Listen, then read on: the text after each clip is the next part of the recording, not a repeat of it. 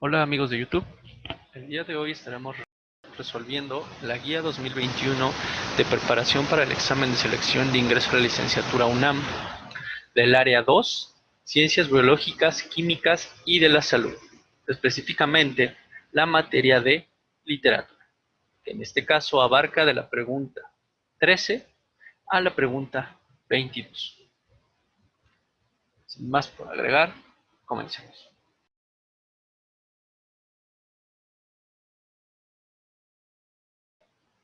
Pregunta 1 o 13. ¿Cómo se denomina al enunciado que se encuentra subrayado en el siguiente ejemplo? Este miércoles se esperan varias marchas en la Ciudad de México. Las autoridades recomiendan a la población evitar las zonas afectadas. Ciudad de México, México. La Secretaría de Gobierno de la Ciudad de México informó que este día se esperan varias marchas que afectarán la circulación vial en la ciudad. Miércoles 19 de octubre de 2016, Publimetro. Respuesta correcta, opción D. Palazo o bajada. Para esta pregunta debemos recordar los elementos de la nota periodística. Estos van desde el epígrafe o antetítulo, que como el nombre lo indica, es una pequeña información que va antes del título, el propio título o cabeza, que es una información vistosa que sirve para llamar nuestra atención, la bajada o balazo, que es una especie de subtítulo que encontramos abajo del título y que nos da también una información más extensa. Entrada o leal es el primer párrafo de la nota informativa y el cuerpo es todo lo demás que nos da la información que queremos ver. Como se puede ver en este caso, la respuesta correcta sería balazo o bajada o subtítulo. Pregunta 14. Representación teatral donde los personajes son perseguidos por la fatalidad y están determinados por el destino. Respuesta correcta, opción C, tragedia. Recordemos los géneros de las obras de teatro o los géneros dentro del género dramático son tragedia, comedia y drama. La tragedia, efectivamente, como aquí lo dice, se entiende que los personajes tienen un final fatal, un final mal, y están determinados por un destino, es decir, este siempre fue su final y no pueden escapar de él. Otras características de la tragedia serán que se representan conflictos grandiosos, es decir, grandes hechos, hechos que van más allá de lo común, hechos importantes, ya sea para una persona, para un personaje, para un pueblo o para quien sea, hechos grandiosos. Sus personajes son insignes y heroicos. También sus personajes serán personajes importantes, como lo pueden ser héroes, dioses, personas de la nobleza, como reyes, príncipes, duques, etcétera, etcétera. Existe la predestinación y el fatalismo. Efectivamente, aquí están los dos elementos que nos cuestiona la pregunta 14. Predestinación, es decir, destino, y fatalismo, que acaban mal. Junto con la última parte, concluyen con la muerte o destrucción del protagonista. Toda tragedia concluye con la destrucción o muerte del protagonista. Identifica el metro del siguiente verso. Esta es una de las preguntas más difíciles dentro de esta guía. Para conocer cuál es la respuesta indicada, tenemos que tener en cuenta varias cuestiones. Primero que nada, podemos decir que la respuesta correcta es un octosílabo. ¿Pero qué quiere decir esto? Para conocer esta respuesta, debemos primero que nada saber qué es el metro que nos está pidiendo. Identifica el metro. El metro es lo mismo que la métrica.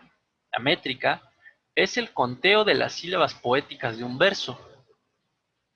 En palabras muy sencillas, es contar las sílabas. Como cuando contábamos las sílabas en la primaria, que la profesor nos ponía una oración en el pizarrón e íbamos contando las sílabas. Pues eso es exactamente aquí. La diferencia es que en este caso serán sílabas poéticas. Cada verso recibe un nombre dependiendo de la cantidad de sílabas que posee. Si un verso tiene 3 sílabas, se llamará trisílabo. Si un verso tiene 5 sílabas, se llamará pentasílabo. Si un verso tiene 10 sílabas, decasílabo. Y así respectivamente, desde 2 sílabas hasta 14 sílabas, que es lo máximo. Lo mínimo son 2, lo máximo son 14 sílabas. El octosílabo, como ustedes podrán imaginarse, será 8 sílabas. Entonces, se supone que este verso tiene 8 sílabas, ¿vale? Existen reglas que nos garantizan un buen conteo silábico y por ende una buena métrica.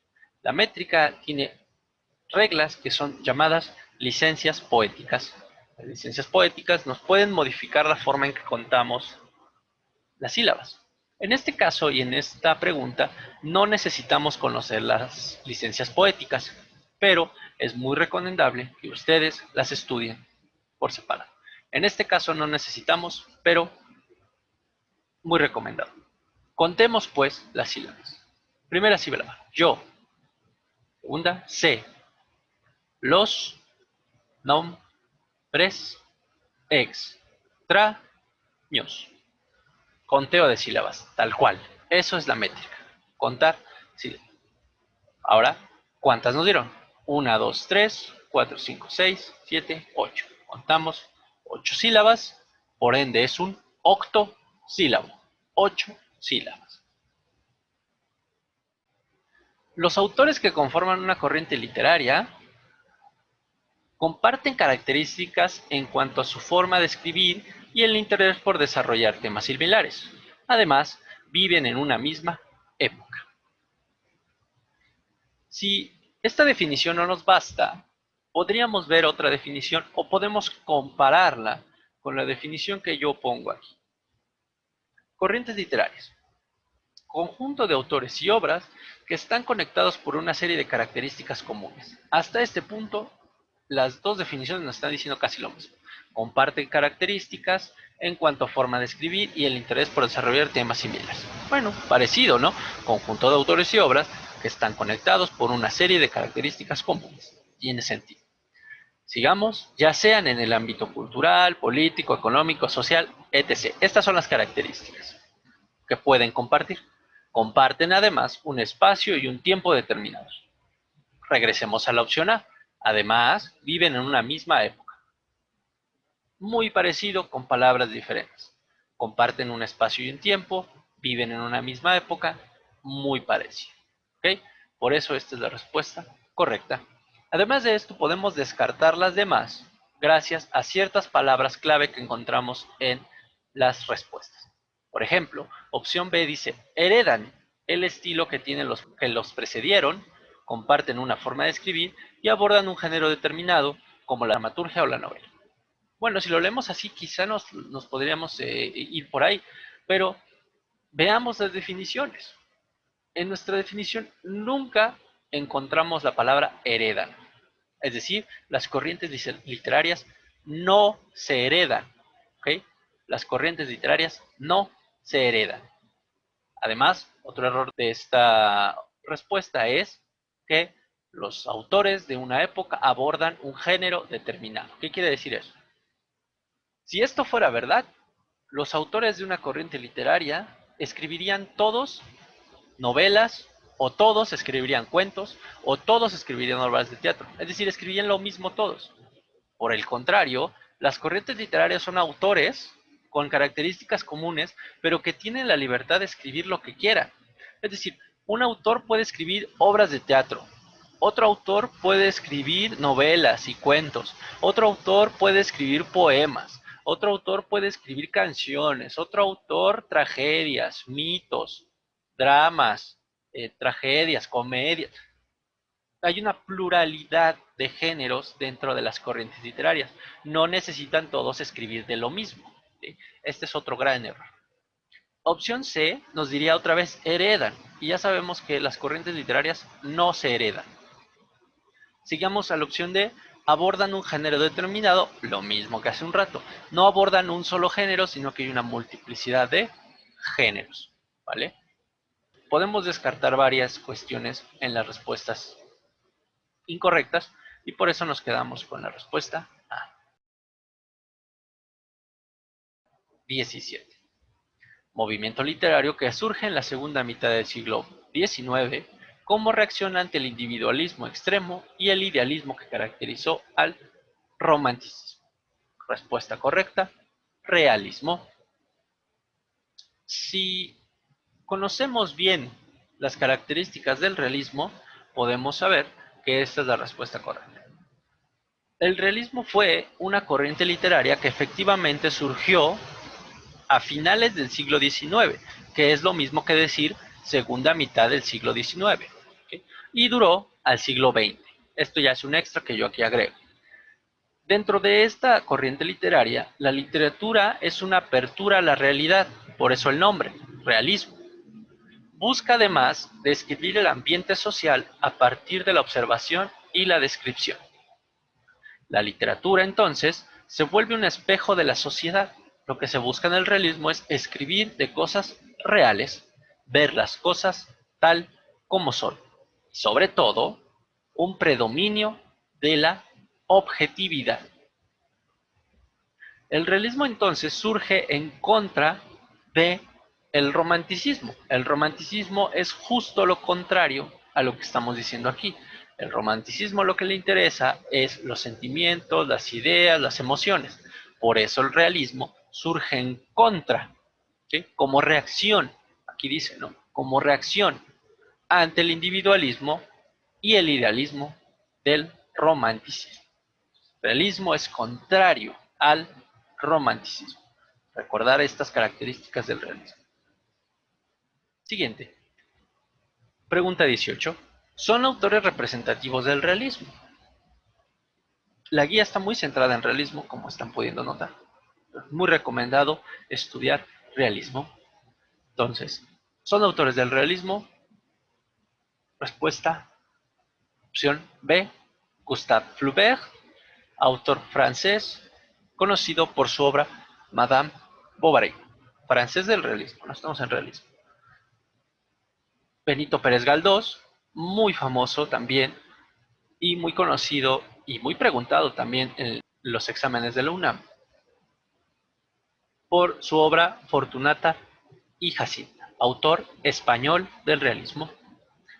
Y León Tolstoy, otro autor realista de Rusia, con una obra monumental llamada Guerra y Paz. Este tipo de preguntas por las cuales nos interrogan acerca de autores determinados son bastante complicadas, ya que debemos conocer a los autores, no hay de otra, ¿vale? Entonces, una recomendación muy grande es ir descartando opciones, ¿vale? Eso les servirá mucho en este tipo de preguntas. Pasemos a opción A, Arturo Pérez Reverte. Arturo Pérez Reverte fue un autor español. Él es un autor contemporáneo, no es del realismo, es contemporáneo. Vean las fechas de los autores del realismo: 1821 a 1880, Gustave Flaubert; 1843 a 1920, Benito Pérez Galdós; y 1828 a 1910, León Tolstoy. Ellos no son contemporáneos a nosotros, ¿verdad? Son antiguos ya, son del realismo. Entonces, Arturo Pérez Reverte es un autor contemporáneo, aún vive. Entonces, no puede ser. Quizá tú no conozcas a Arturo Pérez Reverte, pero a lo mejor conoces a Edgar Allan Poe. Edgar Allan Poe fue un autor romántico estadounidense muy conocido por sus cuentos. Él tampoco es perteneciente al realismo, es romanticismo, entonces también por esto podemos tachar opcional. O también por James Joyce. James Joyce fue un autor del modernismo anglosajón, autor irlandés, que por las mismas razones no es de realismo, no pertenece al realismo, sino al modernismo anglosajón. Podemos tachar esta opción. Opción C, Emilio Salgari. Emilio Salgari fue un autor italiano que se caracterizó más bien por escribir novelas de aventuras, novelas de aventuras marinas, de aventuras de piratas y demás. Por ende, tampoco es un autor representativo del realismo. Ray Bradbury fue un autor estadounidense contemporáneo también, aunque él ya murió, pero fue un autor contemporáneo y tiene alguna que otra obra conocida, que bueno, ya dejaré a su criterio, pero es contemporáneo, tampoco es del realismo. Y Alejandro Dumas fue un autor francés del romanticismo, autor de obras como Los Tres Mosqueteros o El Conde de Montecristo. También podemos descartarlo, así que esta opción no es. Bernardo de Balbuena fue un autor de la Nueva España, imagínense, Nueva España, ¿no? De la Nueva España, y fue un autor del barroco, tampoco es del realismo, ¿no? Fue mucho antes del realismo, de la Nueva España, entonces lo podemos tachar.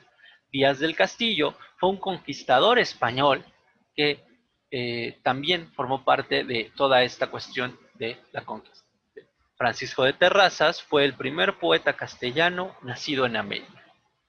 Todos ellos forman parte de la conquista de la Nueva España, por ende no pueden ser autores del realismo. Eso nos deja los tres primeros que habíamos mencionado. 19. Autor mexicano que escribió El laberinto de la soledad. Respuesta correcta, opción D, Octavio Paz. Pregunta relativamente sencilla, no puede haber otra opción. El único autor del laberinto de la soledad fue Octavio Paz. Característica fundamental de la narración. Pregunta 20. Respuesta correcta, relatar acontecimientos de lugares y personas. Véase y compárese con el género narrativo. El género narrativo o la narración es donde se relata o cuenta una historia. Efectivamente, narrar, relatar y contar son sinónimos. Se relata, cuenta o narra una historia. Esta historia puede ser real o ficticia.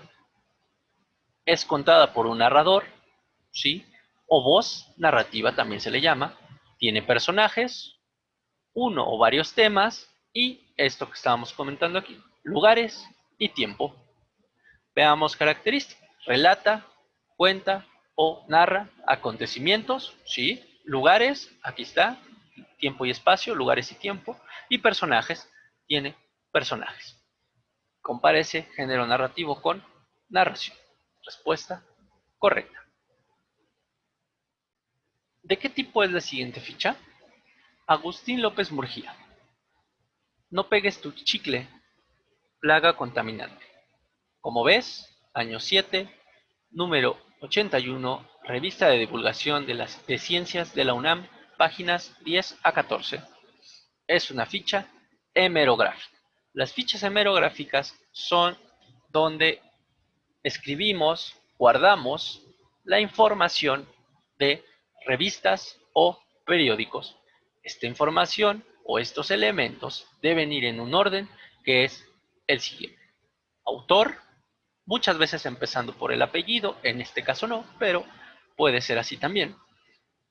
Nombre del artículo, entre comillas, no pegues tu chicle, plaga contaminante. Título de la publicación, como ves.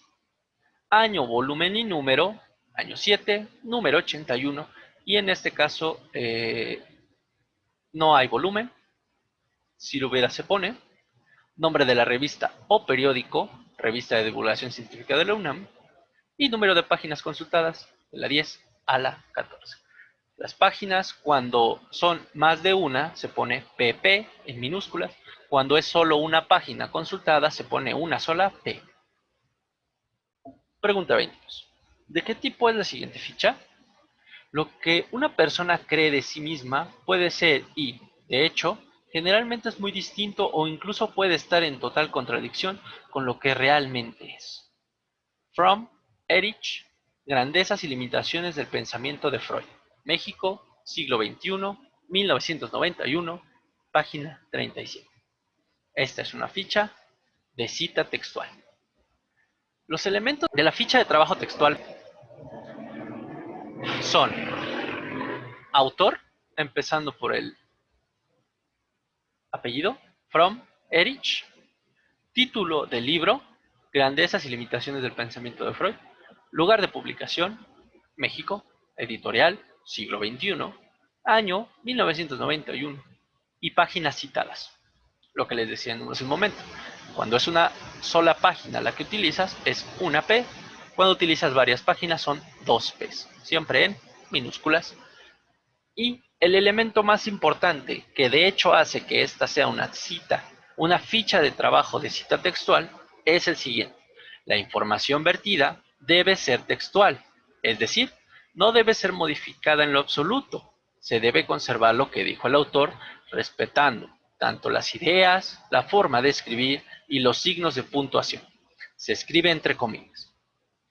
La ficha de trabajo de cita textual tiene esta peculiar característica. Se escribe una cita de lo que dijo el autor, tal cual es un copiar y pegar. No se puede modificar nada. Aquí en esta pregunta se puede ver, cuando dice, lo que una persona cree de sí, ese lo debería ir en mayúscula, ¿no? La L. Pero no lo puedes modificar, porque en el libro seguramente viene así escrito. Tú, si lo estás citando, no lo puedes modificar en absoluto. Debe quedar exactamente igual. Tanto ideas, forma de escritura y signos de puntuación. No le puedes ni siquiera quitar un punto o una coma. Tiene que ser exactamente igual. Eso hace que esta ficha sea característica y por eso la podemos identificar. Bueno, y por las comillas. ¿Vale? Nótese también cómo los elementos están invertidos. En el lado de la pregunta, primero viene la cita, lo de comillas, y después viene la información del autor. De mi lado, viene primero la información, título, autor, lugar, y después la cita. No importa, puede ser cualquier, pueden estar unas arriba, unas abajo. No importa. Lo que importa es identificar y saber identificar qué tipo de ficha es. Con esto concluimos la guía del área 2. Muchas gracias por ver este video. Un saludo a todos.